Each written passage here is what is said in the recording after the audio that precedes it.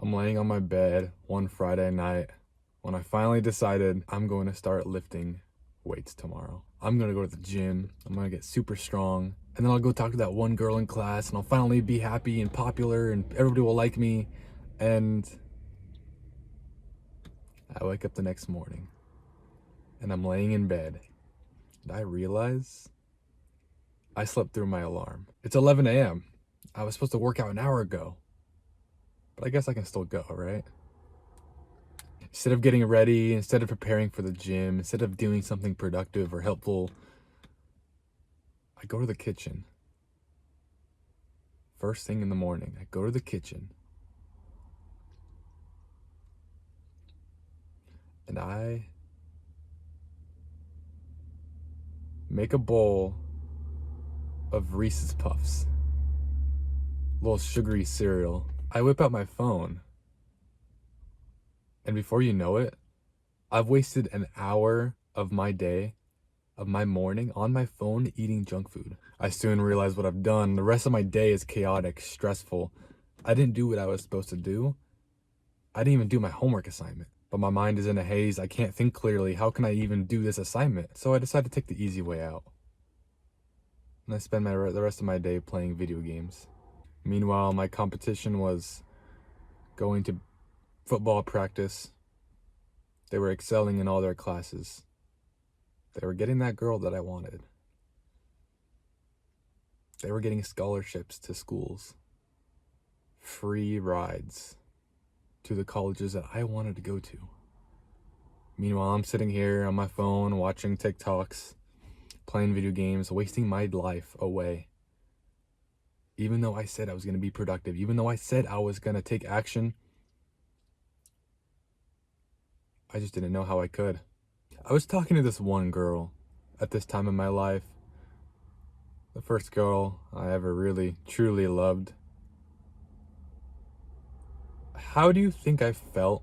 How do you think I carried myself when I talked to her on the phone? When I snapped her after school? How do you think I carried myself? How do you think I texted her? How do you think I talked to her?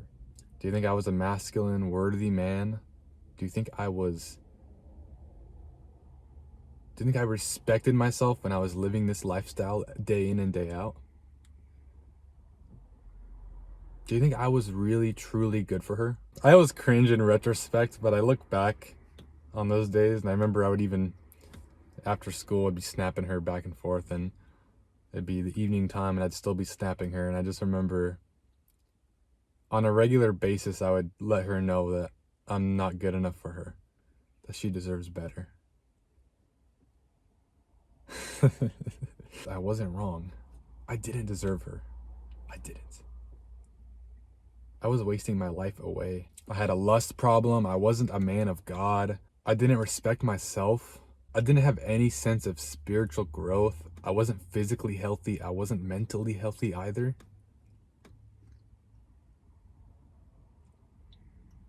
My mind was a mess, a constant fog of emotions and thoughts and anxieties, but all while refusing to take action. I hated myself, and for many years, that was my life. That is no way to live. It is unacceptable to not be in the right mind. It is unacceptable to be chronically anxious, fearful, depressed, to live with this brain fog and decision fatigue and a poor attention span. It is unacceptable to live this way. And deep down, you know that. In this video, I'll be giving you 7 ways to improve your mental health and to overcome this, I guess, this brain fog, this mindset you have towards life in general. While self-improvement and improving your mental health is a lifelong journey, these 7 things will dramatically improve your life on their own.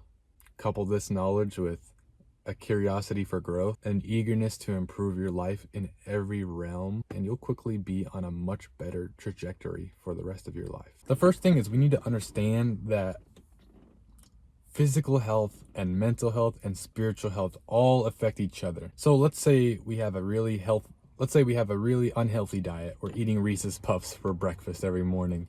We're eating chemicals and unnatural foods from these big name companies that don't care about you or your health. They only care about making a profit. Having that feeling of lethargy, I guess that'd be the right term. The feeling of being lethargic, the feeling of the brain fog and tiredness and the fatigue and your sleep quality being affected as a result of all this. And your physical health all of a sudden is impacting your mental health. You're not as happy, you're in a worse mood. You're not able to focus on tasks.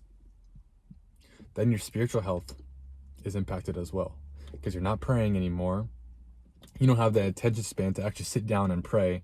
You don't have the attention span to actually sit down and pray to God. You don't have time to read scripture. At least you don't think you have time. And you're living this pathetic existence all because you just had a bad diet.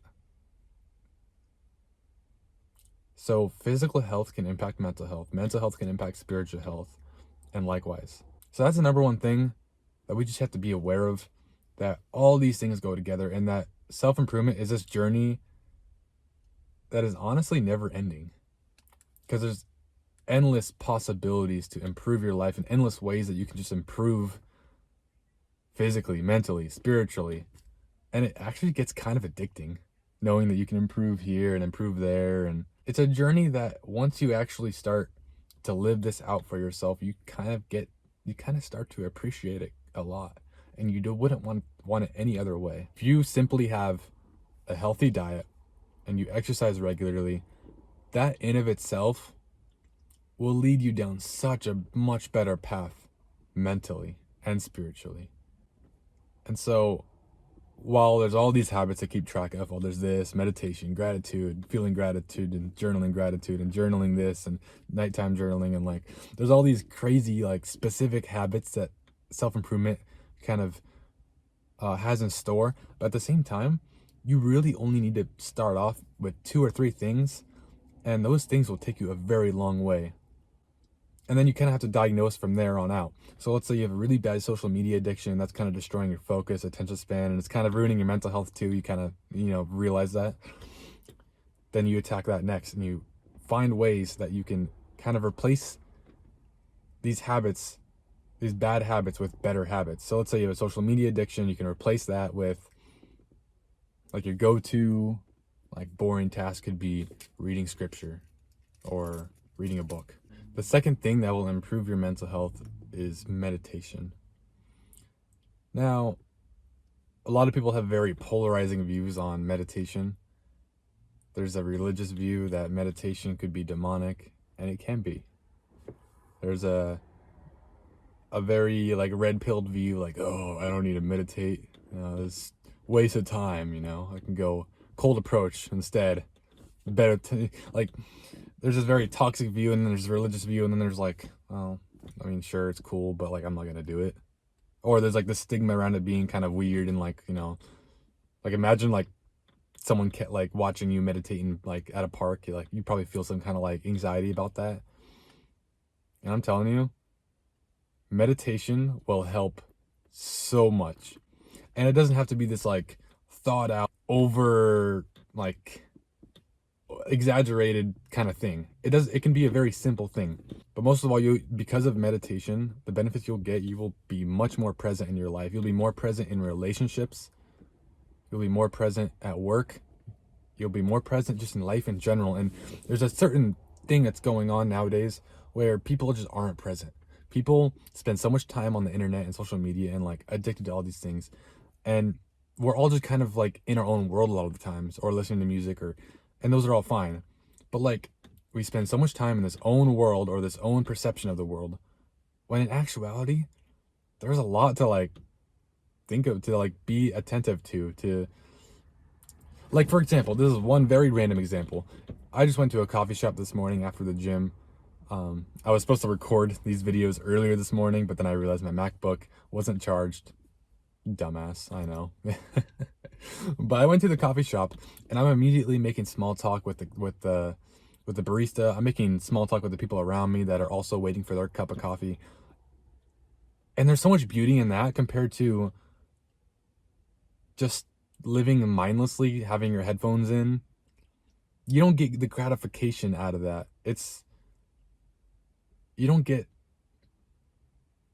I don't know. Life is just so much more beautiful when you're interactive, when you're a part of it, when you're in the community, when you're talking to people, when you're just present. And when you meditate on a regular basis, you will be doing that just subconsciously. It'll be so much easier to actually be more present in the moment, and whether it's in your relationships, whether it's in public, whether it's with friends, whether it's really anywhere, anytime. Your attention span will be a million times better. You'll be able to focus on your work a lot easier. So meditation in of itself could be the number one thing that helps you grow your business, just because you struggle to sit down and do work. And I've been there. But meditation in of itself will single-handedly improve that by a million times. It becomes so much easier to just focus for an hour or 2 hours on your task, especially if it's something truly fulfilling, or actually on the contrary, something that isn't just kind of boring. It'll just be so much easier to not mind wander and to focus on that task. And it's such a very good skill to have. Imagine at a job interview and you're present, and everybody else that got the interview were not present. Could you imagine who's gonna get hired? You or them? It'll be you. So it's a valuable skill to have, to be attentive, to be present, and to the ability to just be in the moment. Commit to the habit of meditation daily, at least for a few minutes starting out, and you will see immense improvement in just many areas in your life, but also your mood, your attention span, your focus, and in ways that you can't even really put into words. You'll just see a little bit of improvement here, a little bit of improvement there, and it's just a very worthwhile habit to have in your day. Now, how do you meditate? So me personally, I don't do this exaggerated pose or anything. A lot of that is actually demonic. The act of meditation is a Hindu practice that has you yoking with demons, quite literally. So I don't do any of that bullshit, like, the poses or the humming or whatever weird stuff they do. I literally just sit down wherever I'm at, or lay down in bed, or wherever I'm at, and I just close my eyes. I focus on my breathing. That'll be the third thing that we mentioned about mental health, is breath work, but they kind of go hand in hand. But I focus on my breath, taking deep breaths, and just focusing on that, and just not thinking about anything. Don't think about anything. Just think about your breath. Maybe if you hear like birds, or I'm hearing birds right now, but if you're hearing like just your surroundings, your atmosphere, what's around you, the car going by, focus on that. Now, inevitably, you'll be 10 seconds in, 20 seconds in, 30 seconds in, and you'll be thinking about something else.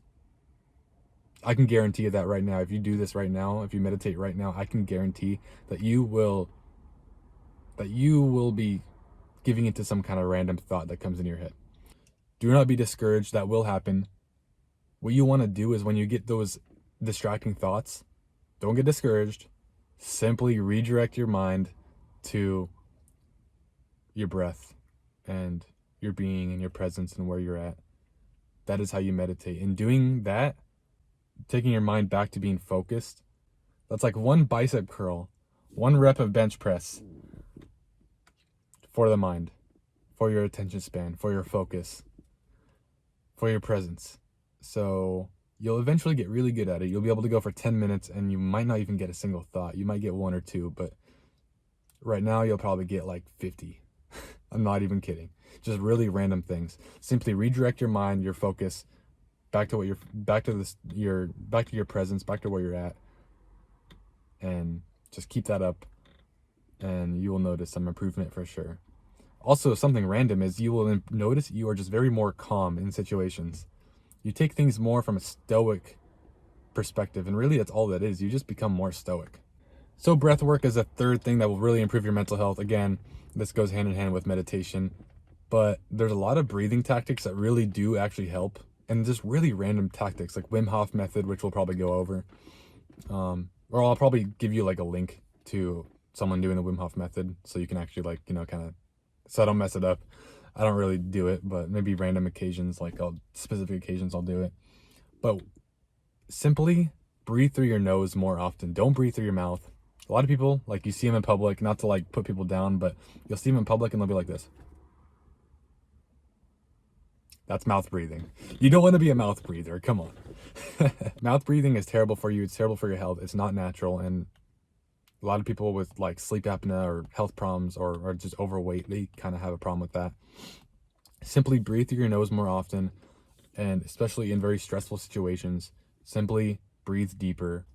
Now, I'll probably make a meditation or breathwork guide sometime in the future, but if you want to know about the Wim Hof method specifically, I'll put a link in the description to someone doing the Wim Hof method so you can kind of get an idea of it. It has its own benefits. I don't really focus on that, but if you want to try it, apparently it like really relieves stress and has a lot of positive effects. So if you're curious about that, then that'll be in the description. So the fourth way to improve your mental health right now is God's nature over concrete jungles. So basically, have you ever been really stressed out or just focus on the world, focus on the news, and focus on everything that's going on? But then once you get out into nature, once you're at a park, once you're going on a hike, while you're maybe you're climbing a mountain, all of a sudden none of that matters. Now, I can get into the whole spiritual thing. In fact, I probably will. Corruption and sin came into the world at the time that Lucifer fell to earth. Satan, he fell to the earth, and that's when corruption and sin officially entered the world, and it has gotten worse ever since. There was the Noah's days, of course, but after that, sin has just kind of been a part of the world, a corruption of everything that God created. That's all it is. But right now, it seems like there's a lot more of it. But it kind of seems like now that humanity is so fallen, we kind of see the same thing. We kind of see this corruption take place more often in these cities, in these very densely populated areas. And honestly, these cities they're very unhealthy for you to live in. They're very full of, like, the air is not even clean in most of these cities. It's not even a good place to be. It's a very toxic, very fallen, very corrupted place. And it's very easy to be negative when you're in all these cities. Just spend more time in nature, spend more time in parks, spend more time even in the winter, just spend more time outside and you will see a huge difference in your mood, in your thought patterns, to just everything. There's something very innate about that too. You can't be depressed or anxious when you're on a hike. It just doesn't really happen. You just feel very one with nature. And I really think the reason for that is nature is God's creation. And we feel very close to God. We feel very close to God when we're in nature for that reason. And we know God is love, God is peace, God is, patience. God is all these good attributes that are in the world are from God. And it's an attribute of God. So when we get in nature, we kind of get in God's presence to some degree. So that will help spiritually, physically, mentally. There's no downside to spending more time in nature. Now, from a more like scientific perspective, sunlight is very important. We need sunlight for our mental health, for depression. You will have mental health issues if you are not getting sunlight or vitamin D. Even on cloudy days, sunlight is still present. So look, it's foggy out right now. Even if it's raining or if it's foggy, you will still be able to get some sunlight just by getting outside. It still comes through, trust me. Even on the cloudiest, darkest days, there is still sunlight coming through. So if you're simply spending more time outside, there's no downside to that. And just spend more time outside. Now, another thing is adventure. Adventure helps a lot with mental health. Getting out and exploring new areas, new things, seeing new places, and learning new things, honestly, is a very like innate thing in us that we just have to experience. Even if it's simply seeing another street in our city that we've never seen before. It can be walking on a new trail or exploring a new mountain or hiking or going to a new coffee shop or just anything that's new, some kind of sense of adventure and discovery, going to a new town or whatever. These things will improve our mental health drastically. It's just something that's part of us. We just want to explore and see new things. So the fifth thing that will drastically improve your mental health, is actually two things. It's gratitude and acts of kindness. So for gratitude, we tend to live these busy, hectic lives, and it can be very hard to find gratitude. In fact, if we're very depressed and we hate ourselves, when we're in that state of mind, it can be really hard to actually find gratitude in that, to find joy in that. But that is the time that we need to most be grateful for things. Simply journal down what you're grateful for every morning. And you could think it too, you don't have to write it down, but writing it down does kind of help. Write down 3 or 4 or 5 things you're grateful for, and it can be the most random things. It could be, I'm grateful for the sun, because without sunlight it would kind of suck. I'm grateful for hands, because, with hands I can do a lot. It would be kind of suck to have no hands. So just random things like that. What are you grateful for? I'm grateful for my mom, because she's my mother. So I'm grateful for my friend. In fact, you can even take this one step further. If you're grateful for, let's say, a friend, you could simply reach out to that guy and say, hey man, I'm just grateful for you. I know it's random, but I just want to share some gratitude today. It will make your friend's day, it will make the other person's day, and it will make your day as well. So just try that out. What am I grateful for right now? I am grateful to be recording videos right now, because I get a sense of fulfillment and purpose out of doing that. I am grateful for this coffee, because it gives me energy. It's cold. I am grateful for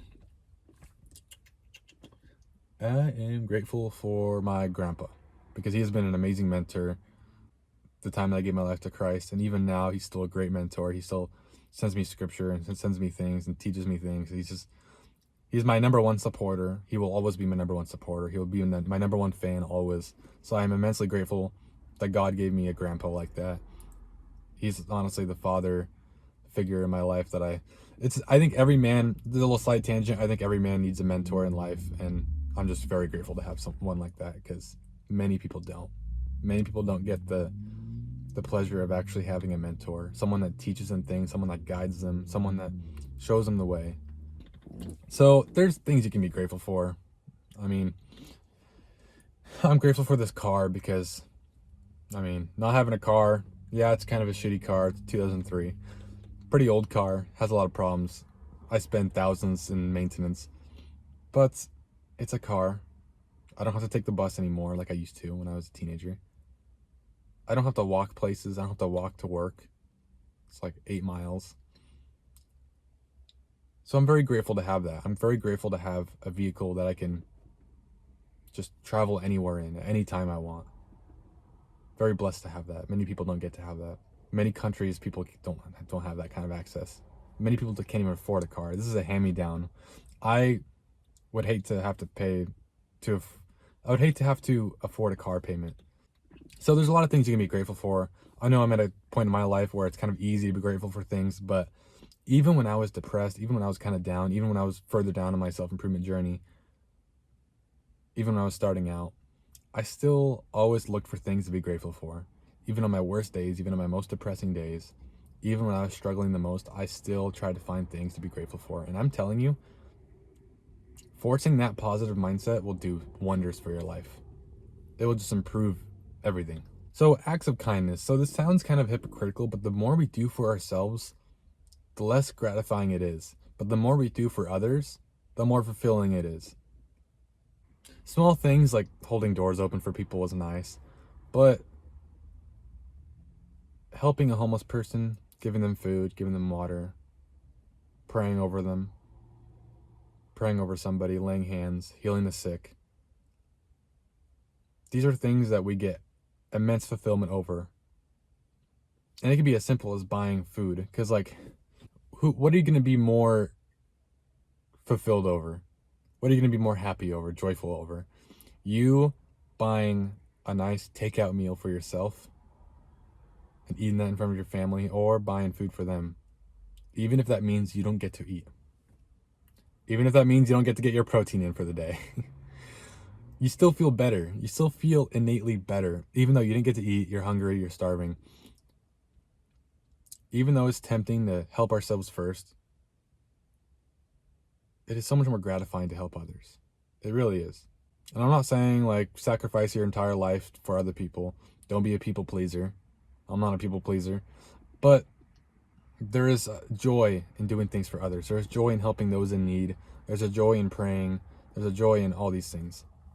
And you can't neglect it. The more selfish you are, the more you're going to hate your life. That's just how it is. You will not be as depressed as you were if you do something for somebody, or if you do a good deed, or if you get in the habit of, talking to people and making their day, complimenting people.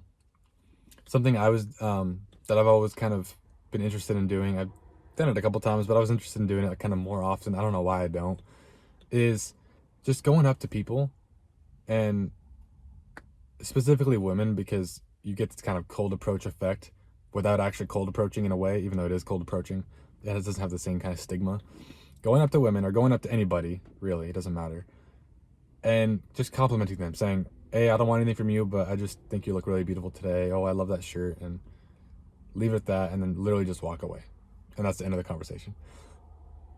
It'll be a little weird probably for them, but they'll feel good about it. You'll feel good about it. It's a great time. And it's great practice for cold approaching too. From a very intrinsic position, it does help with cold approaching. So, I mean, if you want to get better at that, then that's the way to go, honestly. Good practice. So the sixth thing that will improve your mental health, this video is getting way too long. I still have to record like 3 or 4 more videos. So, cold showers is the sixth thing that will really improve your mental health. It seems very random, but taking a cold shower, especially first thing in the morning, will give this shock effect. And it also creates an eat the frog mindset, which kind of doing the hardest thing first thing in the morning. Cold showers are not easy, especially in the winter. It's winter right now. Cold showers freaking suck, man. And yet doing them will improve your mental health. It will give you this feeling of accomplishment before you even start your day. And it'll just be kind of something you do. And it will help a lot in very small ways. Just like with meditation, just like with breath work, it will help in a lot of small ways. And those small ways do add up quite a bit. And you'll just get more confidence and drive. I think that's the biggest thing that I get from taking cold showers, is the confidence that comes with it, and the drive. Because who the hell is taking cold showers but you? Nobody. Nobody is taking cold showers. Doing so will give you, I don't know, a lot of confidence, I think. It will give you a lot of confidence that you need to go throughout your day and not care what anybody thinks of you except for God.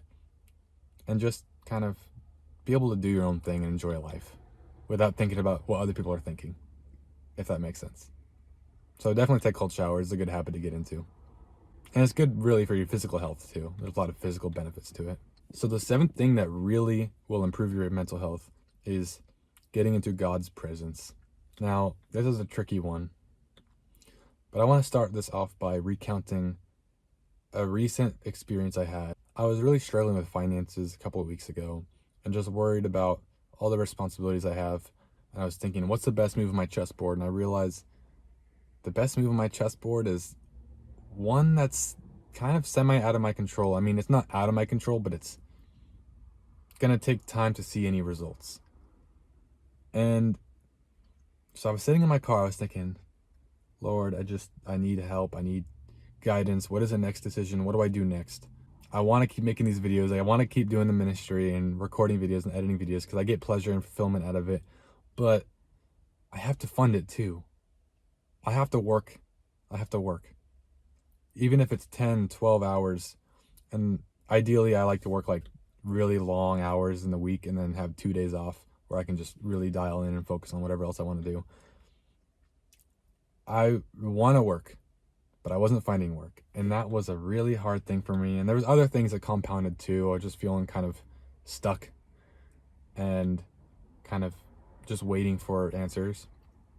And without dragging this on, I was just kind of praying, and like legit praying, like no distractions, no social media. I was in my car right here and I was just praying. I was in the secret place. I was listening to God.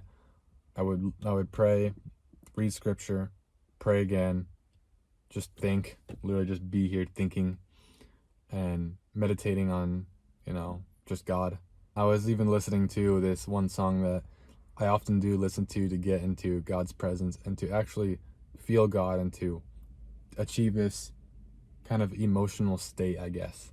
This spiritually sensitive state. And it's a song by Jason Upton called Fly. Fly by Jason Upton. It's a very, like, it's a very spiritual song, that's for sure. And there's like an angel singing in the background. It's like an actual angel. There's no editing, no extra channel. Like, this actually is like a phenomenon that cannot be explained other than the fact that there was an angel there. And I listened to that song and all of a sudden I'm just crying unexpectedly. I'm reading this Bible verse. God will be with you until the end of age. I will be with you until the end of age. Hearing that gave me like the most overpowering chills, but also the most overpowering like emotion. I don't know how to explain it. But when you give your life to Christ, you will feel emotions you never thought you would ever experience. I realize nothing else fucking matters. It's a very interesting realization to have. Excuse my language. It's a very interesting realization to have when you realize nothing matters truly except for God. Your relationship with God is the only thing that you will take to eternity. If you don't have a relationship with God, you have nothing. In that moment, I realized I'm fine because nobody else is doing this right now, is praying to God in this moment. Nobody else is in their desperation calling out to the creator of the universe, the creator of us, the one who created us. Nobody else is doing that. I wouldn't call it pride, but I would call it nothing else matters. I knew nothing else mattered. And there was a lot of peace in that. A lot of weird, like, sense of peace in that. My mental health went from really bad to all of a sudden really good. Just by manifesting God's presence. Just by feeling the peace of God. By feeling the joy that God has. That God brings. The love. It's almost like having a father tell you and just kind of nudge you and tell you to keep going, but the sense of love that's in that and the sense of guidance, fatherly guidance. And this is not something you can explain. It's very easy to explain self-improvement. Oh, meditation has this benefit. It has working out has this benefit. Oh, lifting weights, cardio. It's easy to explain the benefits of these things, but explaining the benefit of God, giving your life to Christ and living this godly, set-apart life and doing good things is best case scenario. Of course, we have to work hard. We have to be disciplined. We have to live to our maximum potential. We can't waste our life here on earth, but just having Christ alone and living this set-apart life, I can't put into words, but it's just, this is the most important step of all. Your mental health, if you want the easiest boost to your mental health, it's not a one-step thing. It really is a long process. It's a long journey, but give your life to Christ. You will not regret it. You will not regret it. There's a stigma, oh, Christianity, I don't know. I was the same way, but Jesus Christ gives you peace. Jesus Christ gives you peace. Even when you're in a season of isolation, even when you're alone, you'll feel loved, at peace. You can't recreate that anywhere else. You can try, but you can't. Even in that moment of depression, of bad mental health, of just desperation, looking back, I still feel better about that moment than in the times where I was doing good for myself, where I had money, where I had friends, where I was going out, where I was partying, being a degenerate. I got more fulfillment in my life from crying out to God and feeling that negative emotion in a way. I got more fulfillment out of that than any success I've gotten for myself. Simply getting God's presence. How do I get in God's presence? I'll tell you how. It's very simple. Pray. Listen. Just be alone in a room. No distractions, no social media, nothing. Just get in a room, get in a place, a secret place they call it, the secret place. Just get alone and just be in God's presence. Think about only God. Think about nothing else. Read scripture. Read your Bible. Listen to podcasts. Learn about God. Learn about the nature of God. Learn about the Bible. Learn about the spiritual realm. Learn about God's love for us. Become spiritually sensitive. So I listen to that song every time, and it gets me just emotional, irrationally emotional. And that's 100% God. And the number one thing I would say, don't get into continual sin. If you are sinning, if you are doing one thing, and it doesn't have to be like biblical sin, if you are doing something that isn't, would Jesus Christ do it?